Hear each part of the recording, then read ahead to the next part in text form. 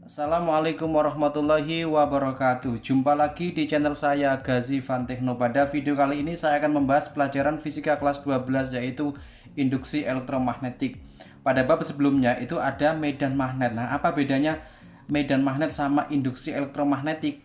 Kalau pada bab medan magnet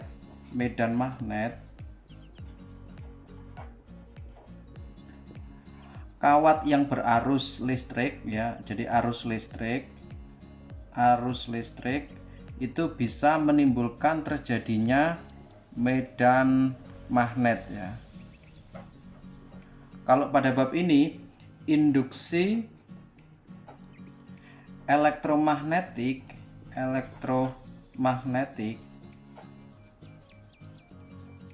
itu adalah medan magnet bisa menghasilkan terjadinya arus listrik.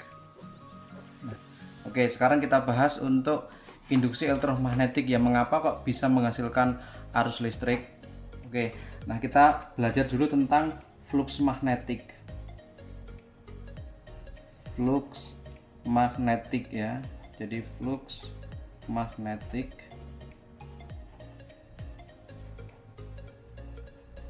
Oke. Nah, untuk flux magnetik itu dilambangkan sebagai C ya. Apa artinya flux magnetik? Jumlah garis-garis gaya magnet yang menembus secara tegak lurus pada suatu luasan ya. Oke, itu namanya flux magnetik ya. Jadi untuk magnet ya itu kan memiliki kutub ya. Jadi kutub utara sama kutub selatan. Jadi misalkan di sini ada suatu luasan ya. Jadi ada suatu luasan area ya, luasan A. Nah, garis gaya magnet itu dimulai dari kutub utara menuju kutub selatan. Jadi garis yang ya bersumber dari kutub utara menuju kutub selatan ya. Jadi misalkan ini dari kutub utara menuju masuk ke kutub selatan. Oke, jadi misalkan ini ada suatu kertas, dia nanti menembus bidang atau luasan ya. Oke, seperti gambar ini. Nah, kalau saya buat menjadi gambar yang berbeda ya, ini misalkan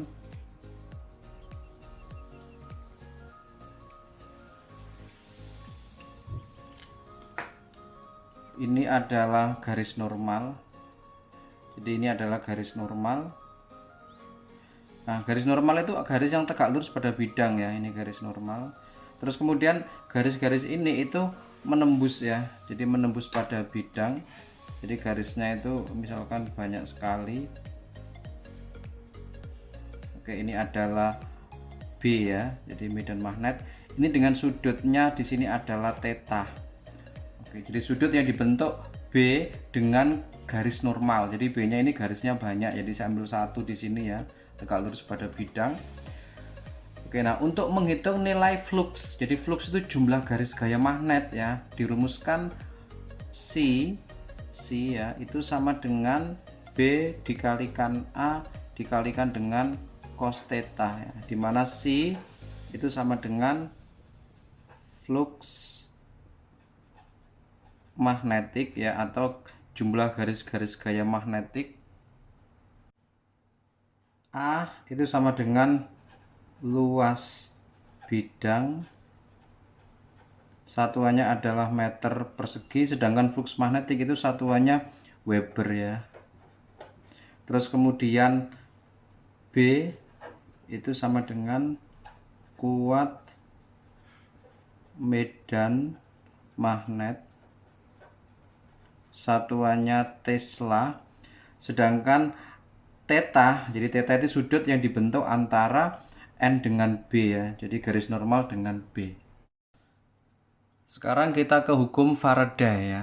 Jadi hukum Faraday itu menyatakan perubahan flux magnetik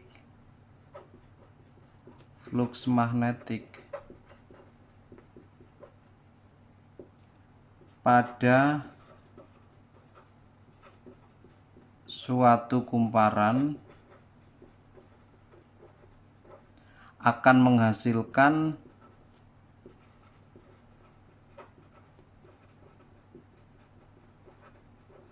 sumber tegangan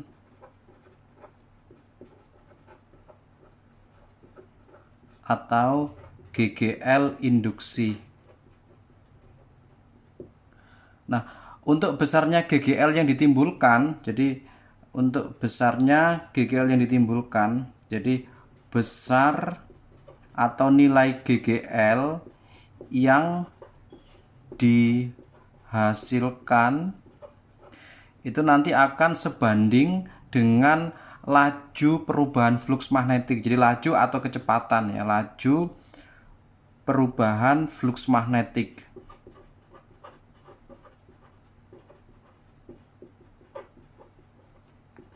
Flux magnetik. Nah, untuk laju atau kecepatan itu karena tadi kan flux magnetik dilambangkan C, berarti kalau laju kecepatan berarti nanti dc per dt ya setiap waktu. Nah, ini sama dengan laju perubahan flux magnetik. Jadi laju perubahan flux magnetik. Flux magnetik ya, ini sama dengan turunan ya atau diferensial, nanti kita ngerjakannya. Nah, sehingga nanti dirumuskan untuk menghasilkan GGL yang ditimbulkan, yang dihasilkan jadi E itu sama dengan min N itu adalah dc dibagi dengan dt ya. Jadi dc per dt itu laju perubahan flux magnetik. Nah, sedangkan E itu sama dengan GGL ya, GGL induksi satuannya volt. Jadi GGL itu sama seperti tegangan. Sedangkan N itu jumlah lilitan ya, jumlah lilitan atau kumparan. Terus kemudian mengapa ini kok tandanya negatif? Jadi tanda negatif ini menunjukkan flux yang muncul itu melawan perubahan sesuai dengan hukum Lenz ya. Jadi hukum Lenz itu, hukum Lenz nanti saya jelaskan ya bagaimana kok bisa negatif ya. Jadi hukum Lenz itu menyatakan arah imbas akan muncul di dalam arah yang sedemikian rupa sehingga arah tersebut itu menentang perubahan yang menghasilkannya. Ya, itu adalah hukum Lenz. Nah, sekarang bagaimanakah terjadinya GGL induksi? Oke, bagaimana cara menghasilkan GGL induksi ya? Jadi ini misalkan ini adalah kumparan, ini ada lilitan kawat ya, sedangkan ini adalah magnet punya kutub utara sama kutub selatan. Oke, nah kemudian ini dihubungkan dengan galvanometer ya. Jadi galvanometer nanti ada jarum ya. Dia kalau nanti ada arus dia akan menyimpang ya. Oke. Nah, untuk menimbulkan GGL induksi ada beberapa cara ya. Ini misalkan kumparan ya. Ini adalah magnet ya, ini magnet. Jadi magnet ini digerakkan dalam kumparan ya, dikeluar masuk dalam kumparan. Ataupun magnetnya diam, kemudian kumparannya yang bergerak. Jadi intinya salah satu ada yang bergerak. Ya, kenapa kok bergerak? Karena ada laju ya, ada kecepatan terjadinya perubahan flux magnetik. Oke, nah ini kalau magnet ini dia diam, tidak saya gerakkan pada kumparan, apa yang terjadi? Kalau nanti magnet tidak digerakkan, maka jarum galvanometer tidak menyimpang. Jadi jarum galvanometer tidak menyimpang karena tidak ada arus listrik. Nah, ketika magnet ini saya gerakkan ya, nah nanti akan terjadi perubahan flux magnetik. Nah, di sini gambarnya ya. Jadi ini garis-garis kayak magnet dia ya menuju masuk ke sini. Nah, kemudian di kumparan ini dia akan menentang ya, menentang perubahan yang menghasilkannya. Nah, oke, nah gini, ketika ini saya gerakkan ya, misalkan ya, ini saya gerakkan, nanti di sini akan menjadi kutub utara ya. Nanti saya kasih ilustrasi, ini jadi kutub utara yang ada di kumparan ini. Kalau ini kutub utara menjadi kutub selatan ya. Oke, ini ketika saya masuk ke sini, maka jarum galvanometer itu akan menyimpang kemana? Akan menyimpang ke kanan ya. Jadi menyimpang ke kanan, ini saya agak lebihkan biar kelihatan ya. Jadi akan menyimpang ke kanan galvanometernya. Oke, kalau ini saya masukkan ke dalam kemudian dia diam nggak gerak, maka jarum galvanometer akan menuju ke angka 0 lagi. Ketika saya tarik galvanometer keluar, maka dia akan menyimpang ke kiri gitu. Ketika magnet ini digerakkan keluar masuk dalam kumparan, nah ketika digerakkan maka galvanometer ini akan menyimpang ya. Jadi akan menyimpang. Mengapa kok menyimpang? Karena terjadi perubahan flux magnetik. Terjadi perubahan flux magnetik. Nah, kalau flux magnetik berubah, maka akan menimbulkan terjadinya perbedaan potensial pada ujung-ujung kumparan ya. Jadi sehingga nanti akan timbul beda potensial atau GGL pada ujung-ujung kumparan ya. Jadi namanya disebut sebagai GGL induksi ya. Nah, sehingga nanti kalau ada tegangan atau GGL maka akan menimbulkan apa? Menimbulkan arus induksi. Nah, ini sebenarnya arus ini timbul karena adanya pengaruh magnet yang digerakkan pada kumparan. Nah, sekarang bagaimana cara menentukan arus pada kumparan ini ya? Jalannya arus induksi. Oke, itu pakai aturan tangan kanan ya, seperti di SMP. Nah, ini tangan kanan. Untuk jempol ini menunjukkan kutub utara.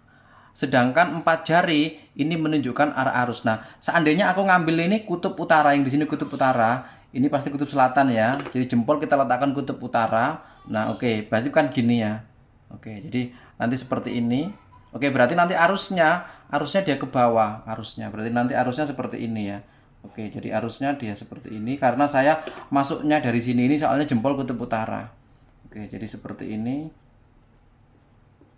Oke ya, sehingga nanti misalkan saya namai ini AB ya, sehingga nanti arusnya itu bergerak dari A ke B ya. Jadi sehingga nanti galvanometer itu bergerak ke kanan ya. Oke. Nah, sekarang saya ambil untuk contoh lagi apabila keluar masuk ya. Misalkan untuk yang ini ya. Oke, yang ini. Untuk yang ini. Ini misalkan ada kumparan, ini ada magnet ya. Ini misalkan kutub utara, ini kutub selatan. Nah, ini saya gerakkan masuk. Oke, masuk pada kumparan ya. Kalau masuk pada kumparan, nah ini menentang sehingga nanti jadi kutub utara. Ini jadi apa? Kutub selatan. Oke, sehingga nanti kutub utara seperti ini ya, berarti ini ke bawah. Oke, melilitkannya dari belakang ya. Oke. Oke, ini ke bawah. Oke, ke bawah ya. Oke, sehingga nanti galvanometernya itu nanti bergerak kemana jarumnya? Bergerak ke kanan ya.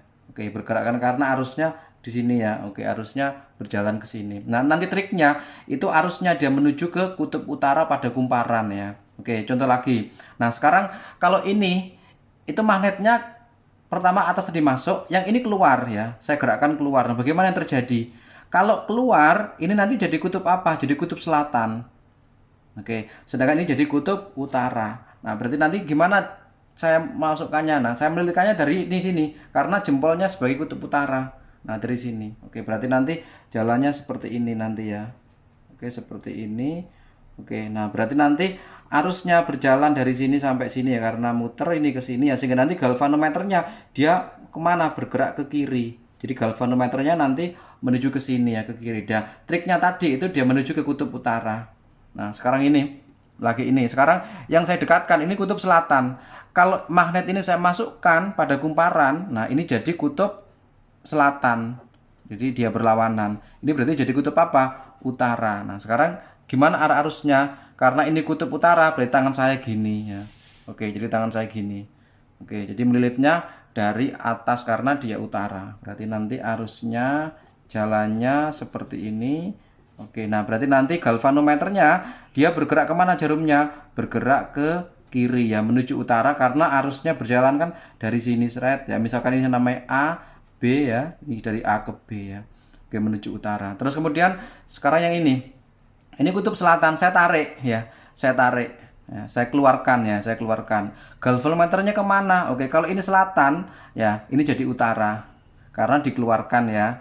Kalau dimasukkan selatan seperti ini ya. Oke, sehingga nanti ini jadi kutub utara. Nah, kalau ini utara berarti ini jadi kutub selatan ya. Oke, ini kutub selatan. Nah, karena ini kutub utara berarti nanti jempol saya letakkan di sini. Oke, di sini ya. Berarti nanti arusnya dia ke bawah ya. Oke, jadi arusnya dia ke bawah. Oke. Arusnya ke bawah. Oke, jadi arusnya ke bawah. Nanti jalannya dia ke sini ya berarti. Oke, jalannya nanti dia ke sini. Oke, sehingga nanti galvanometernya bergerak kemana? Jadi galvanometernya nanti bergerak ke arah kanan ya. Jadi ke arah kanan. Jadi menyimpang ke arah kanan, yaitu menuju ke utara. Oke, ini magnetik jadi E min N dc per dt. Nah, kalau ini itu adalah untuk kecepatannya tidak tetap atau kecepatan sesaat. Nanti dirumuskan dc per dt pada saat T sama dengan berapa, nanti diturunkan dalam bentuk persamaan. Nah, kalau nanti lajunya itu konstan, ya nanti rumusnya konstan artinya lajunya itu teratur ya. Nanti rumusnya itu min N delta C per delta T ya. Kalau delta itu berarti perubahan. Jadi perubahan itu artinya akhir kurangi awal ya. Jadi nanti artinya adalah C 2 dikurangi dengan C1 ya. Atau kalau waktunya ada perubahan berarti T2 dikurangi T1 ya. Nah, karena ini berbanding dengan laju perubahan flux magnetik dc per dt. Nah, kalau semakin cepat ya, semakin cepat otomatis GGL-nya semakin besar ya. Jadi semakin cepat magnet digerakkan dalam kumparan akan nilainya E-nya besar. Berbanding lurus dengan N lilitan. Kalau semakin banyak lilitannya, maka akan semakin besar GGL yang dihasilkan. Nah, kalau ada GGL hasilkan, maka akan timbul arus induksi. Nah, karena arus induksinya ini itu tidak tetap, artinya berubah-berubah ya. Jarum galvanometer dia menyimpang ke kiri ke kanan ya, berubah-berubah, maka nanti menimbulkan namanya itu arus bolak-balik ya, arus bolak-balik. Jadi arus yang ditimbulkan adalah arus bolak-balik, nanti akan dipelajari di pembahasan berikutnya ya. Nah, ini contoh nomor 1 ya. Jadi contoh nomor 1, agar arus induksi di hambatan R dari A ke B ya. Jadi dari A ke B. Dari A menuju B ya. Oke. Berarti nanti galvanometernya dia tuh menyimpang ke sini dari A ke B. Itu seandainya ada galvanometernya. Berarti tadi triknya kalau menyimpang ke arah mana? Kutub utara. Berarti ini jadi kutub utara, ini jadi kutub selatan. Nah, pertanyaannya, magnet ini digerakkan masuk atau mendekati kumparan. Nah, karena di sini selatan, ini utara ya, berarti nanti magnetnya menjauhi atau dia keluar ya. Jadi dia arahnya ke sana, magnetnya menjauhi kumparan. Kenapa? Karena ini kutub selatan ya, karena ini kutub utara magnetnya. Seandainya nanti masuk ya, ini utara, ini jadi utara. Jadi gampang ya triknya. Jadi galvanometer menuju kutub utara. Berarti jawabannya apa ini? Berarti magnet akan digerakkan mana? Menjauhi kumparan. Jawabannya B ya. Untuk contoh nomor 3, sebuah cincin kawat yang memiliki hambatan 6 ohm ya. Diketahui nanti hambatannya nomor 3, R-nya 6 ohm. Oke. Melingkupi flux magnetik ya, berubah terhadap waktu sesuai dengan persamaan. Jadi persamaannya C ya, T-3 pangkat 3 dengan C dalam Weber dan T dalam sekon. Kuat arus yang mengalir pada cincin pada waktu ya, T sama dengan berapa? 4 sekon. Nah, kalau ada persamaan dan waktu, ini berarti lajunya tidak tetap ya, artinya lajunya sesaat berubah-berubah ya. Makanya kita pakai persamaan tadi E, kalau laju tidak tetap itu pakai turunan. Jadi pakai persamaan dc per dt ya. Oke, kita karena di sini lilitannya tidak ada sebuah cincin ya, dianggap 1 ya. Jadi dianggap 1, jadi min 1 cincin 1 ya. Terus dc per dt kita turunkan ya. Jadi turunannya dari T-3 ya, T-3 pangkat 3 kita turunkan, jadinya sama dengan 3.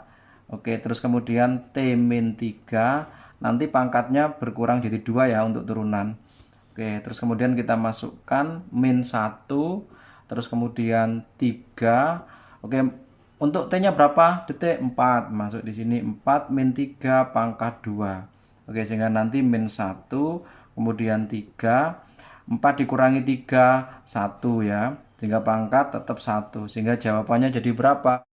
Oke, jawabannya sama dengan min 3 volt. Nah, tanda negatif ini menentang perubahan ya, hukum Lent tadi ya, perubahan yang menghasilkannya, tidak masalah. Jadi negatif ini bisa dihilangkan sama dengan 3 volt. Nah, sekarang pertanyaan di sini udah ketemu GGL-nya ya. Untuk menghitung berapakah kuat arus yang mengalir, ingat hukum Ohm ya. Jadi hukum Ohm itu rumusnya R itu sama dengan V dibagi I. Jadi V ini sama dengan GGL ya. Kalau kita mencari I, berarti nanti V dibagi dengan R. Sehingga kita ganti I, V-nya diganti dengan GGL, E dibagi R ya. Jadi E-nya tadi ketemu berapa? 3. Sedangkan hambatannya, R-nya hambatannya berapa? 6 ohm. Sehingga 3/6 sama dengan 0,5 ampere. Oke, jadi jawabannya adalah Do gitu ya. Gampang ya. Oke, contoh lagi ya. Contoh lagi untuk soal untuk nomor 6, sebuah magnet ya, batang digerakkan menjauhi kumparan terdiri atas berapa lilitan itu N-nya 600 lilitan. Flux magnetik memotong berkurang dari, berarti nanti ini awal si 1 itu 9 kali 10 pangkat negatif 5 Weber. Sedangkan untuk si 2 itu besarnya sama dengan 4 kali 10 pangkat 5 Weber ya. Dalam selang waktu ya. Jadi dalam berubah ini dia waktunya sudah berubah ya, delta T ya, atau T boleh, delta T nggak apa-apa. Jadi 0,015 kon ya, atau sama dengan 15 kali 10 pangkat negatif 3 ya, 1, 2, 3.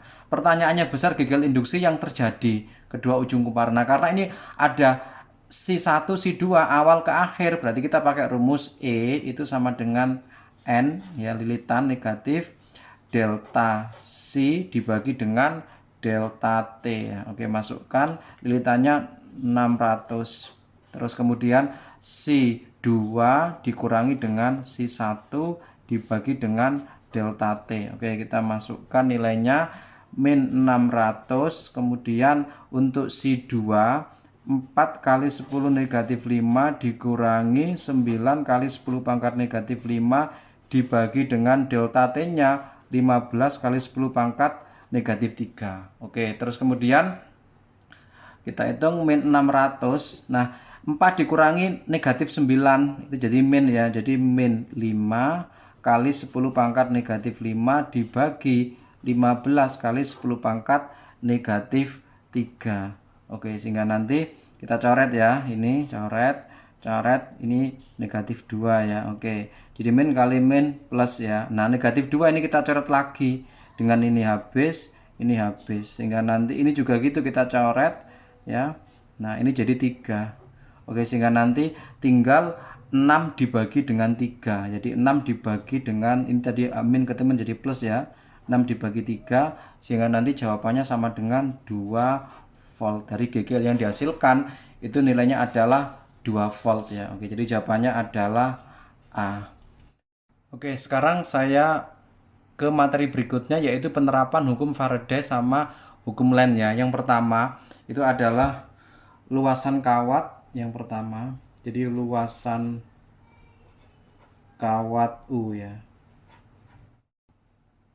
Misalkan ini ada rel ya. Jadi ada kawat atau besi rel. Oke, terus kemudian di daerah sini ada magnetnya. Jadi ada medan magnet. Jadi saya anggap misalkan medan magnetnya ini dia cross. Jadi cross arahnya masuk bidang ya, B-nya. Nah, berarti masuk bidang nanti kayak masuk ke dalam sini ya. Jadi medannya dia menembus kertas ini. Nah, kemudian di sini misalkan ada kawat. Jadi ada kawat atau besi. Nah, besi ini itu saya gerakkan ya. Misalkan saya gerakkan arahnya ke kanan dengan laju kecepatan V. Oke.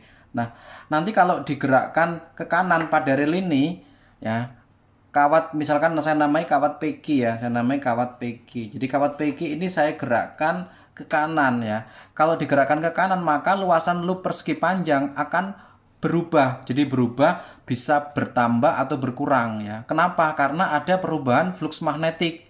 Nah, kalau ada perubahan flux magnetik, maka akan timbul apa? Timbul GGL induksi sesuai dengan konsep tadi ya. Nah, untuk besarnya GGL induksi yang ditimbulkannya nanti dirumuskan pada kawat ini, dirumuskan E itu sama dengan B dikalikan dengan L dikalikan dengan V. Oke, di mana E itu sama dengan GGL induksi ya. Satuannya volt ya, sama seperti tegangan. B itu adalah kuat medan magnet, itu satuannya Tesla. Sedangkan V di sini itu adalah kecepatan. Jadi kecepatan. Oke. Lah, setelah ini saya gerakkan, seandainya nanti ini saya hubungkan dengan hambatan, misalkan pada luar ini saya hubungkan dengan hambatan. Nah, saya hubungkan dengan hambatan. Oke. Sehingga nanti akan terjadi arus listrik ya. Arus listrik nanti arahnya kemana? Arahnya ke sini karena saya tutup ya. Luasan ini saya tutup dengan hambatan. Nah, bagaimana cara menentukan arus induksinya? Oke, jadi kita sama konsepnya seperti gaya Lorentz ya. Nanti konsepnya nanti V ini nanti dia berlawanan dengan gaya Lorentz kecepatannya ya. Jadi kalau nanti V-nya ke kanan, berarti nanti gaya Lorentz-nya itu ke kiri. Jadi gaya Lorentz-nya ke kiri. Berarti kemarin gaya Lorentz kan pakai aturan tangan kanan ya. Jadi aturan tangan kanan. Oke ya, ini karena masuk berarti kan saya gini nanti. Oke, jadi nanti jari saya, oke, jadi jari saya nanti masuk ya. Oke, jadi untuk jempol saya berarti ke atas ya, karena B-nya kan masuk. Ini gaya Lorentz-nya kan telapak tangan kan ke sini ya, telapak tangan saya karena B-nya ke sana. Arusnya mana? Ingat jempol ya. Jadi arusnya berarti dari Q ke P. Oke, jadi nanti arusnya dari Q ke P. Nah, kalau gambar seperti ini nanti arus ya, arus dari Q ke P. Nah, kalau nanti dia lewat ke sini ya, lewat ke hambatan ini ya, dari Q ke P berarti nanti ini potensialnya tinggi. Kemudian ini potensialnya rendah. Nanti kalau pertanyaannya dia melewati R, berarti ini potensial tinggi, ini rendah. Karena kan arus berjalan dari kutub positif atau potensial tinggi ke rendah. Tapi kalau pertanyaannya hanya arah arus pada kawat PQ ya dari Q ke P. Tapi kalau melewati R berarti PQ ini melewati R. Oke. Nah, ini dengan rumusnya V adalah kecepatan satuan meter per sekon. Oke. Terus kemudian nanti contoh soalnya ya. Yang kedua adalah kawat diputar sejajar bidang yang tegak lurus ya. Jadi kawat diputar ya. Diputar sejajar pada bidang tegak lurus seperti apa? Jadi misalkan ini ada ini ada kawat misalkan ya. Oke, ini kawat. Untuk B-nya saya anggap ada magnet yang arahnya B-nya masuk bidang. Terus kemudian ini dikasih hambatan R ya, misalkan ada hambatan R. Nah, ini misalkan mutar ya. Jadi berputarnya nanti misalkan ke sini ya. Oke, jadi seperti apa kawatnya? Jadi kawatnya nanti mutarnya gini. Nah, pada bidang ya, jadi muternya dia tegak lurus. Oke, nah untuk menghitung nilai dari GGL ini yang dihasilkan beda kalau yang ini. Kalau ini muternya kan gini ya muternya, tapi kalau ini itu muternya dia melingkar gini ya, melingkar. Nah, berapa nilai dari E-nya? Jadi untuk menghitung E pada kawat yang diputar sejajar bidang yang tegak lurus itu sama dengan B Pi dikalikan L kuadrat dibagi dengan T. Oke, nah apa itu E? Jadi E itu sama dengan GGL induksi sama, karena hasilnya berupa GGL induksi. Terus kemudian Pi itu bisa pakai 3,14 atau 22/7. Kemudian L itu adalah panjang kawat ini yang diputar ya. Misalkan panjang kawat XY ya. Jadi panjang kawat satuannya meter.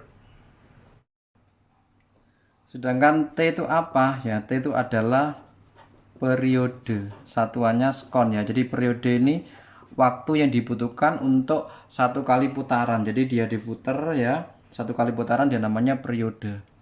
Oke, terus kemudian aplikasi berikutnya adalah induktansi diri ya. Jadi induktansi diri. Nah, untuk induktansi diri ini nanti ada hukum Henry ya. Jadi hukum Henry. Jadi hukum Henry itu menuliskan bahwa untuk hukum Henry, apabila arus pada suatu penghantar berubah setiap waktu, maka pada penghantar akan terjadi GGL induksi. Nah, tadi itu kan menghasilkan arus induksi. Nah, kalau arus induksi ini berubah setiap waktu, maka akan terjadi GGL induksi. Jadi artinya apa? Artinya ini menginduksi dirinya sendiri. Oke, arus listrik itu bisa menghasilkan medan magnet. Jadi arus bisa menghasilkan medan magnet. Nah, kemudian medan magnet itu bisa menghasilkan arus induksi ya. Jadi intinya ini menginduksi diri sendiri. Jadi dinamakan induktansi diri. Dirumuskan GGL yang ditimbulkannya E itu sama dengan min L sama dengan delta I per delta T ya. Kalau delta lajunya konstan, tapi nanti kalau lajunya sesaat setiap waktu ya, nanti pada saat T itu min L DI ya, DI per DT ya. Jadi ini laju perubahan arus ya. Jadi DI per DT ya. Cara ngerjakannya seperti tadi. Kalau dalam bentuk DI per DT nanti pakai turunan ya. Tapi kalau delta I per delta T itu nanti pakai ya I akhir dikurangi I awal dibagi dengan delta T. Nah, I itu adalah arus, sedangkan E GGL. Nah, L itu apa? Jadi L itu namanya induktansi ya. Satuannya Henry karena yang menemukan Henry. Oke. Nah, untuk menghitung nilai L, nah karena induktansi diri L itu GGL yang terjadi dalam suatu penghantar karena terjadi perubahan kuat arus ya, atau kuat arus 1 ampere setiap detiknya, sehingga nanti untuk menghitung L itu ada rumus lagi yang lain, yaitu N ya, kemudian C dibagi dengan I ya. Ini juga pakai rumus ini bisa ya. Jadi N itu lilitan, C tadi perubahan flux magnetik, sedangkan I itu kuat arus ya. Nah, sekarang kita ke contoh soal ya. Soal nomor 2 ya, nomor 2. Oke, nomor 2. Kawat PQ panjangnya 40 cm ya. Jadi nanti L-nya 40 cm, kita ubah ke meter sama dengan 0,4 meter ya. Terus kemudian medan magnet homogen yang induksi magnetiknya. Jadi untuk B-nya 0,5 Tesla yang arahnya masuk pada bidang ya, sesuai dengan gambar ini ya. Artinya silang atau cross masuk bidang. Dengan kecepatan digerakkan arahnya ke kanan 10 meter per sekon ya. Bila hambatannya R itu 5 ohm, maka tentukan beberapa data berikut ini ya. Oke. Nah, sekarang kita cek GGL induksinya ya. Oke. Jadi apakah benar 2 volt, kita masukkan. Tadi rumusnya kalau ada kawat digerakkan seperti U di sini ya, seperti kawat U dengan kecepatan V, rumusnya kan B kali L kali V. Oke, B-nya berapa? B-nya 0,5. Panjangnya berapa? 0,4. Kecepatannya berapa? 10. Sehingga nanti jawabannya sama dengan 4 dikali 0,5 sama dengan 2 volt. Oke, di sini GGL induksi timbul 2 volt, betul ya. Terus yang kedua, arus di R itu 0,4 arahnya turun. Oke, kita cek dulu nilai I. Jadi I itu rumusnya hukum Ohm V per R atau E per R. Oke, sehingga nanti 2 dibagi hambatannya berapa tadi? 5. Jadi 2 per 5 sama dengan 0,4 ohm. 0,4 ampere ya. Oke, satuannya ampere, iya. Oke, 0,4 ampere. Nah, sekarang ini benar ya, tapi kita lihat arahnya. Oke. Nah, tadi untuk gaya Lorentz itu kan berlawanan dengan kecepatan. Kalau kecepatannya ke sini berarti gaya Lorentz-nya ke kiri, F. Oke, berarti pakai tangan kanan. Oke, karena tadi B-nya masuk, berarti saya masuk bidang gini. Oke ya, bidang gini ya. Oke, berarti ini gaya Lorentz-nya ke sana sesuai. Sedangkan arusnya itu jempol. Oke, jempol saya berarti dari Q ke P. Oke, dari Q ke P. Oke, dari Q ke P. Nah, karena di sini lewat di R, berarti nanti gini ke sini. Oke, berarti karena lewati R, ini berarti potensial tinggi kutub positif, ini kutub negatif ya. Berarti nanti arusnya turun kalau lewat R. Jadi arus di R itu turun, benar ya, karena kan lewat sini R turun. Tapi kalau saya acuannya kawat ini berarti KP, tapi kalau lewat R jadi turun. Jadi benar ya pernyataan 2. Oke, terus kemudian gaya Lorentz pada kawat ke kiri. Ke kiri, benar ya. Ke kiri gaya Lorentz karena gaya Lorentz berlawanan dengan V, itu konsepnya. Sekarang kita hitung berapa besarnya gaya Lorentz F. Rumusnya gaya Lorentz kan B kali I kali L ya, karena satu kawat saja.